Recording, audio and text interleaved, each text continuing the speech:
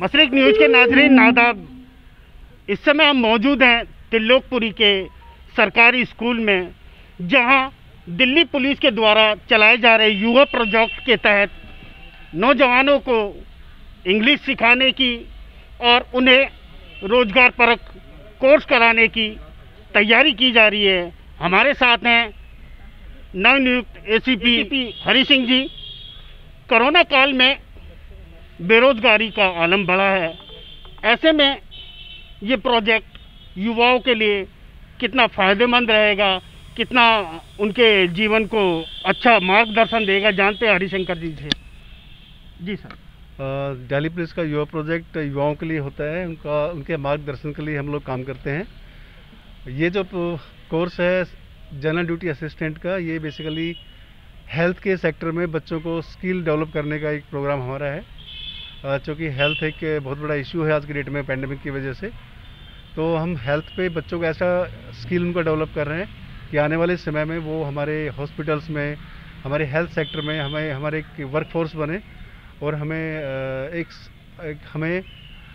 उनसे सहयोग मिले और उनको एम्प्लॉयमेंट भी मिले, उनका भी फ्यूचर ठीक से आगे बढ़े और हमें एक तरह से इस पैंडेमिक में उनसे सहयोग मिले और उनसे एक तरह से एक मदद मिले उन लोगों से इस पैंडेमिक को और आगे वाले आगे आने वाले किसी भी हेल्थ तरह के हैजर्ड को डील करने के लिए।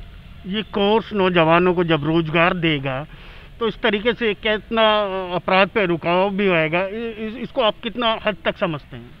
देखिए, अगर बच्चों के पास रोजगार होगा तो क्राइम तो अपने आप ही कम होता है।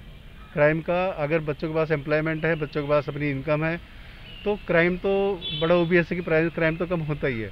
और हमारा एंडेवर हमेशा रहा है कि बच्चों को क्राइम से दूर करने के लिए उनको हम अलग से ऐसे कोर्सेज करवाएं, उनका स्किल डेवलप करें, उनको मेन स्ट्रीम से जोड़ें। वो हमारा हमेशा दिल्ली पुलिस का एंडेवर रहता है, वो उस पर हम काम करते रहते हैं हमेशा से ही। हमारे साथ हैं थाना मयूर विहार के SHO विवेक त्यागी जी। जानते हैं कोरोना काल के दौरान इस कोर्स से कितनी युवाओं को मदद मिलेगी और किस तरीके से अपराध पे रुकावट आएगी। जी देखिए, एम्प्लॉयमेंट ऐसी चीज़ है कि वो ना केवल एक आदमी पे इफेक्ट डालती है बल्कि पूरी फैमिली उससे संभल जाती है। तो जब फैमिली संभलेगी तो क्राइम अपने आप कम होगा। ये आइडिया हमने फ़िलहाल तो इस नज़रिए से लिया था। मैडम हैं ये हमारी, इन्होंने ये आइडिया दिया कि इस वक्त कोरोना के टाइम में आपने देखा होगा कि बहुत सेक्टर में इसमें ज़रूरत पड़ी थी लोगों की और कहीं पे भी ना तो किसी को कोई हेल्प मिल पा रही थी। तो ऐसे टाइम में ये आइडिया था कि इनको ट्रेंड करें, स्किल इनकी डेवलप होगी, इनको भी पैसा मिले, एम्प्लॉयमेंट मिले और जो नीडी लोग हैं जिनको ज़रूरत पड़ती है, बहुत से लोग ऐसे होते हैं जो घर पे जिनको किसी की ज़रूरत पड़ती है, हर जगह डॉक्टर नहीं जा सकते, तो ऐसी जगह कोई हेल्प करने वाले हों, तो उस नज़रिए से ये प्रोग्राम शुरू किया है। ये हमारा इसमें आइडिया है। जनाब, अभी आपके द्वारा बिल्कुल लीग से हट करके आपके थाना इलाके में एक बुजुर्ग दंपत्ति की मदद की गई थी इस कोरोना काल में। ये इंसानियत से भरा एग्जाम्पल है जो अपने आप में एक नज़ीर बन गया। इस बाबत भी थोड़ी सी जानकारी हमारे नाज़रीन, हमारे दर्शकों को दें। देखिए, पुलिस का रोल चेंज होता रहता है। अभी कोरोना के टाइम में हमारा रोल बिल्कुल चेंज हो गया, क्योंकि ऐसे टाइम में सर्विस की ज़्यादा वैल्यू है, सेवा की।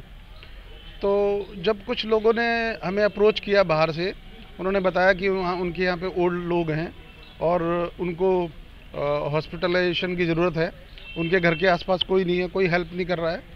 तो ऐसे में हमने अपने मैसेज मिलने के बाद हमने हमारे हेड कांस्टेबल, वहाँ पे जो बीट स्टाफ होता है हमारा, उनको वहाँ पे भेजा था और ये अच्छा रहा कि हमारे हेड कांस्टेबल की वजह से उनकी जान बच गई।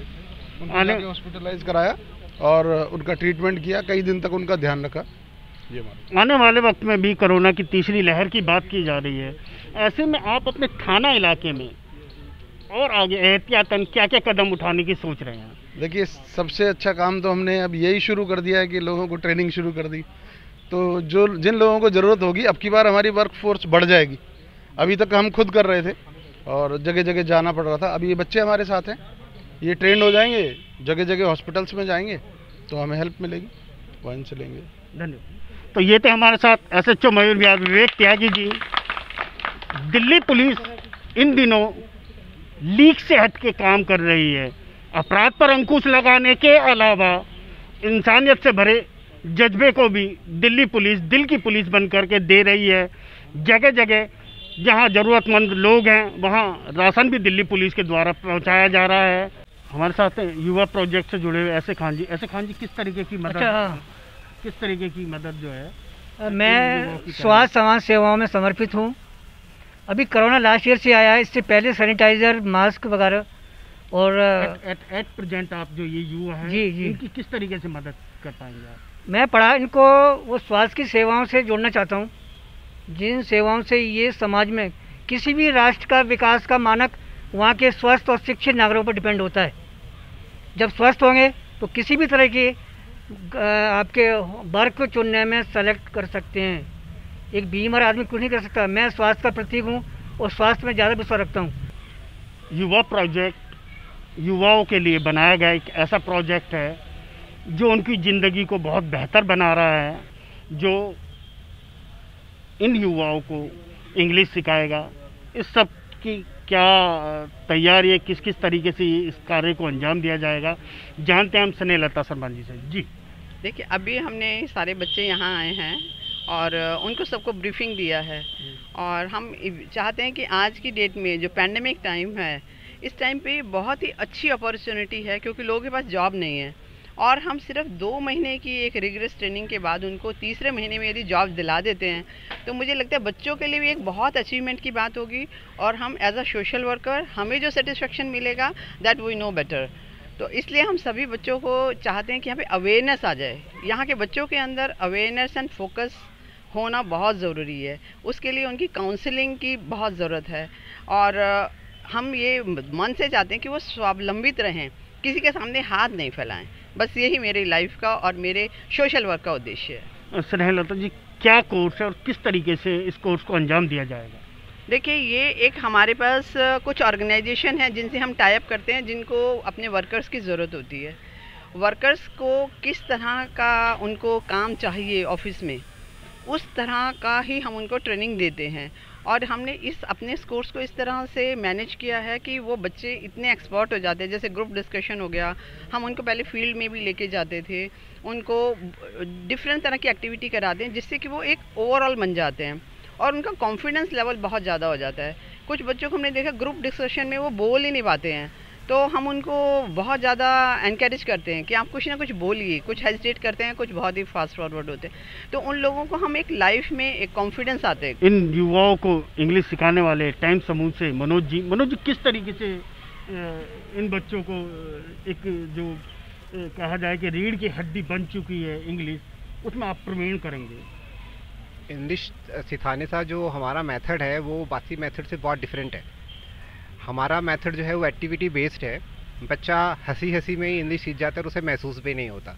जो इंग्लिश का हुआ है वो हम दिमाग से निकाल देते हैं और ये प्रोजेक्ट हम 2010 से चला रहे हैं और करीबन 80,000 बच्चे हम ऑल ओवर इंडिया ट्रेंड कर चुके हैं और दिल्ली में भी ये नंबर 10,000 से ज़्यादा है। तो इस पैंडेमिक में हम चाहते हैं कि अधिक से अधिक बच्चे इसका फ़ायदा उठाएं। बात की जाए युवा प्रोजेक्ट की, समाज सेवा की, तो एक नाम तुरंत उभर के आता है, सुधा अय्यर। युवा प्रोजेक्ट की बात हो और सुधा अय्यर जी से बात ना हो, ऐसा संभव नहीं है। सुधा जी, किस तरीके से अब इन बच्चों के लिए आप आगे आई हैं और ये प्रोजेक्ट क्या और किस तरीके से चलेगा? पहले हम लोग क्लासरूम स्टडीज़ कराते थे, इंग्लिश स्पीकिंग हो गया, मार्केटिंग होगी, पैकेजिंग हो गया, सबके लिए कुछ ना सोचते कि एम्प्लॉयमेंट मिले, हॉस्पिटैलिटी हो गई। मगर अब पेंडेमिक के कारण 1 साल से कुछ नहीं किया और अभी कुछ नज़र भी नहीं आ रहा कि ओपन क्लासेस अभी फिर से हो पाएंगे, क्लासरूम में स्टडीज़ हो पाएगा। इसलिए हमने सोचा कि ऑनलाइन में हमें भी चेंज करना ही पड़ेगा। तो इसलिए ऐसे खान प्लीज़ आइए। हम लोग क्लास में पढ़ाते थे और हमारा सबसे मेन है अभी GDA का, जनरल ड्यूटी असिस्टेंट, नर्स के जो असिस्टेंट होते हैं, ये करा रहे थे और हमारा सक्सेसफुली जीवन अनमोल। एट प्रेजेंट ये कोर्स क्या है? और GDA भी है जी, अभी ऑनलाइन GDA भी स्टार्ट किया है। इसमें क्या हॉस्पिटल में नौकरी मिलेगी इन्हें, इनको इंटर्नशिप के लिए, जैसे हम लोग ऑलरेडी ये कर रहे हैं, ऑलरेडी हमारे एम्प्लॉयड हैं इसमें, जीवन अनमोल में जाके वहाँ इंटर्नशिप करते हैं, फिर वहाँ से Sharda hospital, Yashoda hospital, Max hospital, यहाँ पर सब एम्प्लॉयड हैं ये लोग, असिस्टेंट बन के, नर्स के असिस्टेंट बनते हैं ये। तो ये कर रहे हैं। अभी हम सोचा कि ऑनलाइन करना पड़ेगा, मगर हम लोगों के लिए भी चेंज है, हम लोगों के लिए भी इम्प्रूव करना है, एक फर्स्ट स्टेप है हमारे लिए भी ये, मगर हम करेंगे और बच्चों का उद्धार करेंगे। पुलिस का तो है ही सपोर्ट, और इनके कोई फीस स्ट्रक्चर, और जैसे पांडव नगर से भी बच्चे आ रहे हैं, एक ही हॉस्पिटल में 100 बच्चों को तो रखना मुश्किल है। सब SHO ने बोला कि अपने अपने एरिया में जो हॉस्पिटल ना, वहाँ पर ये लोग हेल्प करेंगे वहाँ लगाने के लिए। तो ये थी हमारे साथ सुधा अय्यर जी, जो नौजवान बच्चों को ट्रेनिंग देने वाले युवा प्रोजेक्ट से जुड़ी हुई हैं। युवा प्रोजेक्ट के लिए वो वर्षों से काम करते आए हैं।